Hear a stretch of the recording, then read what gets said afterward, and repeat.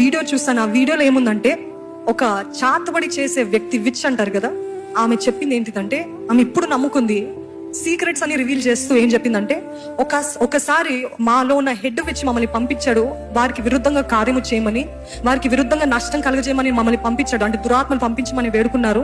సరే అని పంపించినప్పుడు ఆ దురాత్మలు ఆ ఇంటి దగ్గర నుండి ఆ ఇంటి లోపలికి వెళ్ళలేకపోతున్నాయి. ఎందుకు అని మేము చాలాసేపు అయోమయమయ్యాము. దాని బయట ఉంటున్నాయి కానీ లోపలికి వెళ్ళలేకపోతున్నాయి. మరలా మా దగ్గరికి తిరిగి వచ్చేస్తున్నాయి.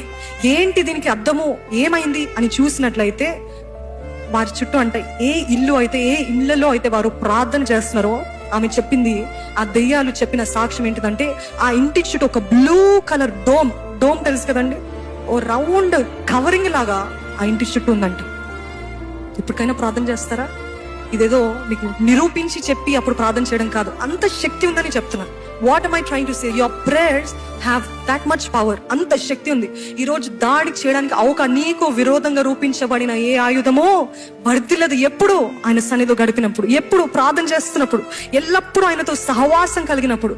వారము ఏదో అవసరతకి గ్రోసరీ స్టోర్కి వెళ్ళినప్పుడు ఎలాగైతే కొనుక్కుంటారో అలా కాదండి ప్రార్థన అంటే. దేవా ఇది చేయి మరలా వచ్చి మరలా ఎప్పుడు కష్టం వస్తుందో అప్పుడు ప్రార్థన.